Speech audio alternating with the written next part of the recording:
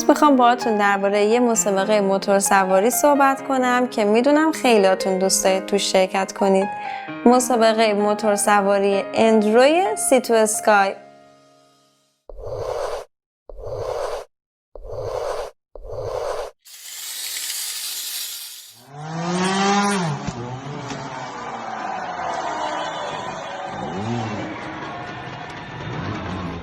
سلام، من نگین قادری هستم و اینجا استدیوی آکادمی موتور تریال کوروشه. قبل از اینکه بریم سراغ ویدیو، خوشحالم میکنید اگه همین الان ویدیو رو لایک کنید، کانال یوتیوبمون رو سابسکرایب کنید، اون زنگوله بغلش هم بزنید تا از این به بعد هر ویدیو جدیدی که ساخته میشه از اون مطلع بشید و بتونید از تجربیات و ویدیوی آموزشی این آکادمی استفاده کنید.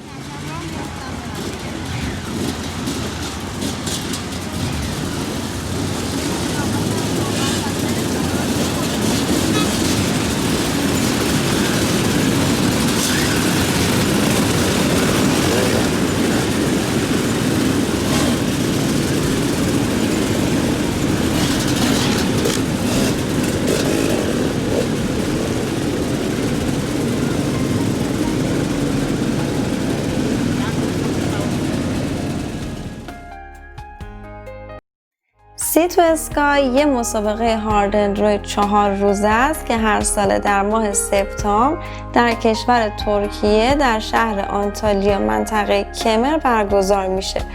دلیل اینکه این مسابقه مورد توجه عموم موتور اندرو سوارا قرار گرفتم اینه که هر سال قهرمانای نامداری از همه جای دنیا توی این مسابقه شرکت میکنن و این مسابقه در سطح مسابقه‌های مهم جهانی برگزار میشه. حالا بجز همه قهرمانای نامداری که از همه جا میان توی این مسابقه شرکت میکنن، آماتورای زیادی هم علاقه دارن توی مسابقه سی تو اسکای شرکت کنن. بیشترشون هم از کشور خود ترکیه هستن.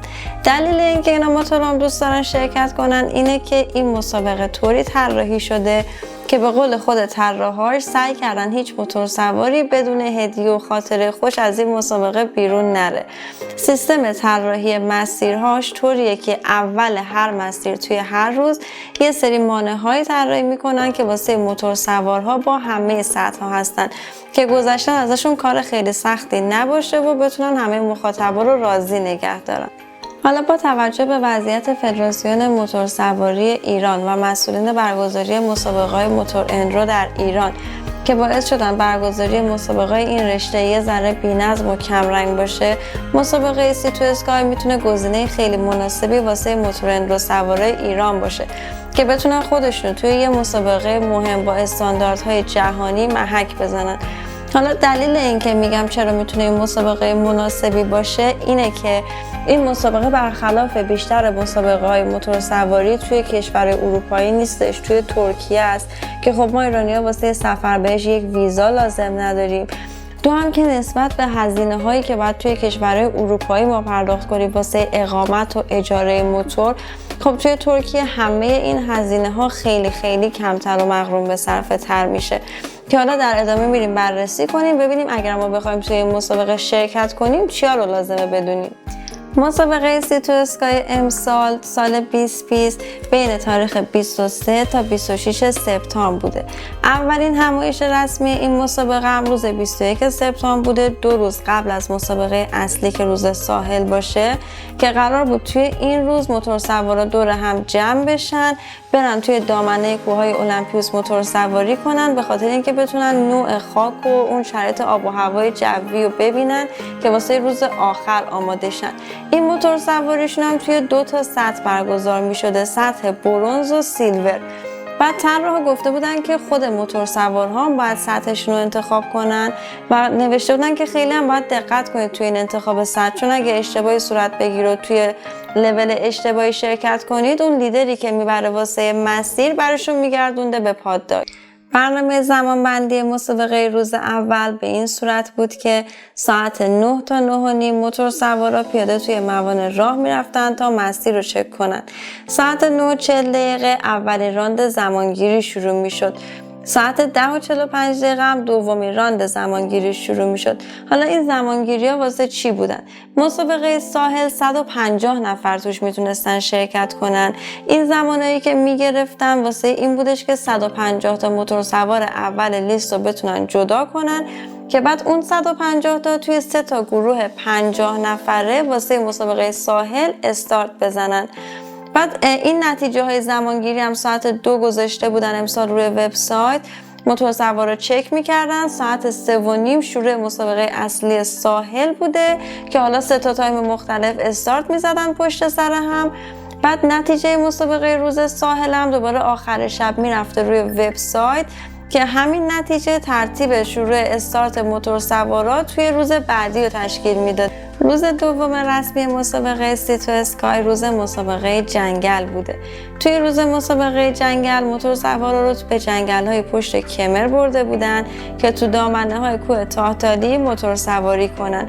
این مسیر موتور سواری هم تو دل یکی از مسیرهای باستانی کوهنوردی کمر قرار داشته که حدوداً 40 کیلومتر بوده و از ساحل شروع می شده. هر سال طراحای مسیر مسابقه سی تو اسکای مدعی هستن که بیشتر مسیر جدید میشه. درباره مسیر جنگل امسال گفته بودن که 80% این مسیر رو جدید طراحی کردن.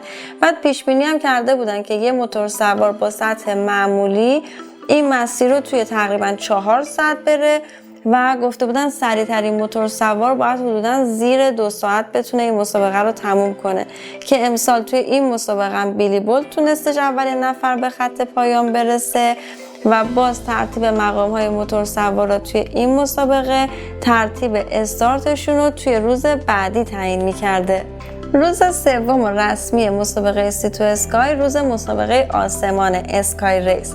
توی این مسابقه موتور سوارا رو از مسیرهای آسفالت و جاده‌ای نه مسیرهای کوهی و سخت می‌بردن به ارتفاع بالای 2000 متر که اونجا توی به قول خودشون سربالایی‌ها و سرازیری‌های فراموش نشدنی کوههای بیداگلاری موتور سواری کنن. مسیر مسابقه روز سوم حدوداً 30 کیلومتر بوده. بازم پیش بینی کردن که یه موتور سوار با سطح معمولی تقریباً تو 4 ساعت بتونه این مسیر رو تموم کنه و دوباره مثل روزهای قبلی ترتیب مقام موتور سوارا توی این روز تعیین کننده ترتیب استارتشون توی روز بعدی رو تشکیل میداده. روز چهارم و روز اصلی این مسابقه توی کوه المپیوس قرار بوده برگزار بشه. قرار بود که برگزار شده. این روز از ساحل جامیووا شروع می شده به قله کوه المپیوس می رسیده. به قول خودشون از سی تو اسکای، از دریا به آسمان. توی این مسابقه هر 2 دقیقه قرار بوده 10 تا موتور سوار استارت بزنن و از ساحل همون جامیووا به سمت قله کوه المپیوس برن که طراحا گفته بودن از همون ساحل تا قبل از خط شروع درخت‌ها ممکنه مانع‌های ساختگی توی مسیرم باشه. حالا به خندم نوشته بودن که از دیدن هر نوع سنگی عجیب غریبی اصلا تعجب نکنید و بدونید مسیر رو درست اومدید. درباره روز چهارم قله کوه المپیوس هم طراحا گفته بودن که حدود 70% از این مسیر دوباره جدید شده بوده. پس اگه قبلا هم موتور سواری به قله کوه المپیوس صعود کرده بود دلیل نمی‌شدش که توی این مسابقه امسال هم بتونه باز با همون موفقیت دست پیدا کنه. برای 4 کیلومتر آخرش هم نوشته بودن که اگر فکر میکنید به اون 4 کیلومتر میرسید حتما از دستگاه GPS استفاده کنید، چون که شرایط جوی اون منطقه خیلی غیر قابل پیش بینی، اکثرا مه و بارندگیه. بعد نوع پوششش هم دوباره با سطح اول مسابقه که شروع میشه فرق میکنه. خلاصه که ممکنه موتور سواران نتونن اون نشونه هایی که توی مسیر گذاشتن رو پیدا کنن و از مسیر خارج شن، که واسه اینم پس باید یه کمی بروز باشید و یه ذره استفاده از دستگاه GPS رو در حد ابتدایی یاد بگیرید، اینکه چجوری یه سری نقشه روش بریزید و حالا اون نقشه ها رو باز کنید و استفاده کنید، که ما سعی میکنیم توی ویدیوهای بعدی حتما دربارش بیشتر صحبت کنیم. مسیر مسابقه روز چهارم هم 55 کیلومتر بوده که حالا خود طراح پیش بینی کرده بودن یه موتور سوار با سطح معمولی حدوداً 7 ساعت موتور سواری کنه تا به خط پایان برسه و واسه نفر اول پیش بینی کرده بودن که توی یکم بیشتر از 3 ساعت به خط پایان برسه، که امسال هم گرام جرویس برای بار 6 اولین نفر از خط پایان رد شد. درباره روز چهارم یه چیز دیگه هم که همه جا گفته بودن این بودش که قرار بوده ظاهراً بعد از خط پایان نقره تا خط پایان اصلی مسابقه یه سری مانع‌های خیلی تکنیکی تر باشه که به قول خودشون قرار بوده مردا رو از پسرا جدا کنه و احتمالاً خیلی باید سخت بوده باشه اون قسمتش. حالا نحوه امتیازدهی توی این مسابقه به چه صورت بوده؟ امسال توی امتیازدهیشون یه ذره قوانینشون تغییر کرده بود که حالا احتمالاً سالهای دیگه هم مثل امسال باشه و این تغییر همینجوری بمونه. اولا اینجوری بودش که شما توی روز آخر مسابقه به هر جای چک پوینتی میرسیدید، مثلا تا خط نقره مدال نقره، تا خط برنز مدال برنز، این مدلی بود. اما امسال واسه این که حالا یه سری از موتورسوارا انرژیشون رو تو روزهای اول نگه ندارن و فقط روز آخر موتورسواری نکنن، یه سری محدودیت واسه روزهای قبلی هم گذاشته بودن. اینجوری بودش که اگر مثلا موتورسواری میخواست مدال برنز توی این مسابقه بگیره، باید توی 2 روز قبل کوه المپیوس، یعنی همون روز آسمان و جنگل، هم حداقل روزی 2 تا چک پوینت رو رد میکرد. این 2 تا چک پوینت اولی رو باید میگذروند. توی روز مسابقه آخرم که مشخص میکردن توی مسیر تا خط نقره تا خط برنز باید پیش میرفت.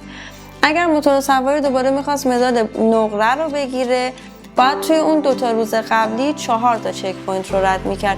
یعنی روز آسمان و جنگل هر کدوم 4 تا سگمنت، هر کدوم 4 تا چک پوینت. روز مسابقه اصلی روز 4م المپیوس هم تا خط پایان نقره.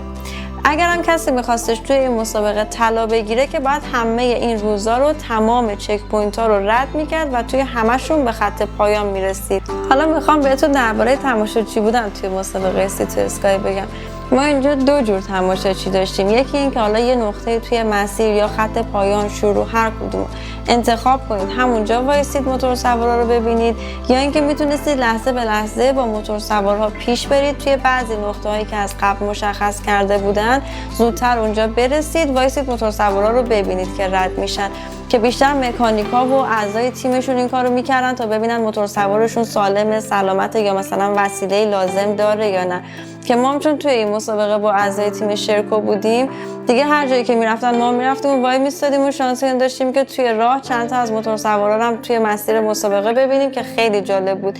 بریم یکی از این ویدیوهایی که من گرفتم و ببینیم، دوباره بیایم بریم واسه هزینه ها. اینجا مسیر مسابقه امروز سی تو اسکای 2020 یه سجام داره میره بالا. مسابقه روز آخر یه جوری طراحی شده که رایدرها میان از کنار شرکت کننده ها رد میشن. همونطوری که میبینید اینجا ماشین و پارکه، ما هی با ماشین میایم جلوتر پارک میکنیم، وای میسیم از کنار اون رد شن. الان یه سریشون دارن میان از همینجا رد بشن، 4 نفر اولم میان. حالا تو سری پیش که دیدیم تو حساب قبلی بیلی بولت اول بود، ببینیم این دفعه کیه. همچنان بیلی سرویسه.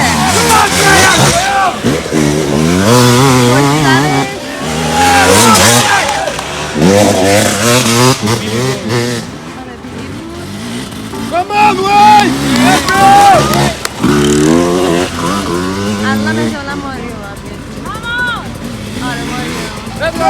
Let's go!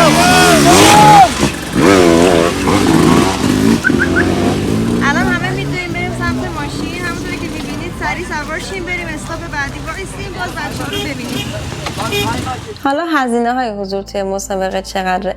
هزینه ثبت نام واسه مسابقه سی تو اسکای توی ماه‌های مختلف فرق میکنه. هر چقدر نزدیک به تاریخ مسابقه میشه، این هزینه هم گرونتر میشه. هزینه‌اش توی دسامبر تا آپریل که میشه 11 آذر خودمون تا 13 فروردین 490 یورو بوده. هزینه‌اش توی ماه آپریل تا جون که میشه 13 فروردین تا 11 تیر خودمون 590 یورو بوده. هزینه‌اش بین ماه‌های جون تا سپتامبر دوباره 11 تیر خودمون تا 11 شهریور 690 یورو بوده. و تا موقعی که اون تور سیلور و برنز 2 روز قبل مسابقه برگزار میشد، تا اون موقع هم گیت‌های ثبت نام باز بوده تا ساعت 5 اون روز که هزینه در مسابقه دم در پاداکی حساب میشد. اونجا هم اگر کسی لحظه آخر تصمیم میگرفت بیاد توی مسابقه شرکت کنه، باید 750 یورو هزینه‌شو میداد و ثبت نام میکرد که به پول امروز ما میشه تقریبا چیزی حدود 24-5 میلیون. هزینه اجاره موتور هم برای مسابقه سی تو اسکای برای این روزهاش تقریبا 1900 یورو بوده که حالا این اجاره سرویس مسابقه هم شامل می شده. دوباره توی مسابقه هم که نتیجه‌اش هر شب میرفتش روی سایت، اگر شما می‌خواستید به نتیجه اعتراض کنید، هزینه اون اعتراض هم 100 یورو بوده که ولی اگه بعداً اعتراضتون درست بوده و حق با شما بوده، اون 100 یورو رو بهتون پس میدادن. هزینه های هتل هم توی این زمانی که مسابقه برگزار میشد، مثلا یه هتل معمولی 3 ستاره 4 ستاره چیزی حدود همون 300 لیر تا 400 لیر بوده که اکثر هتل‌هاشون هم توی این قیمت بودن. ولی حالا باز با توجه به هزینه‌ای که میخواید کنید، میتونستید اتاقای با کیفیت بالاتر یا پایینتر پیدا کنید که مینیمومی که من تونستم پیدا کنم 100 لیر بوده شبی و بالاترین قیمت هم که دیگه خب هیچ وقت تا نداره، با توجه به خدماتی که اضافه میشه، حالا صبحانه نهار شام باشه یا استخر و اینا، دیگه این هزینه میتونه تا شبی 1000 لیر هم حتی بره. در آخر امیدوارم که اطلاعات کافی درباره مسابقه سیتو اسکای بهتون داده باشم. اگرم باز هر سوالی دارید برام زیر همین پست کامنت کنید. امیدوارم سال دیگه اینجا به عنوان موتورسوار یا حالا تماشاچی ببینمتون. جا داره از دوستم آقای ارهانم تشکر کنم که توی جمع‌آوری این مطالب خیلی به من کمک کرد و مسابقه رو به بهترین نحو برگزار کرد. ممنون که به تماشای این ویدیو آموزشی نشستید. فراموش نکنید که حمایت‌های شما، لایک، سابسکرایب، حتی تماشای این ویدیو کمک بسیار بزرگی به ما میکنه که بتونیم ویدیوهای بیشتری با کیفیت بالاتری برای شما تهیه کنیم. تا ویدیو بعد، خدا نگهدار.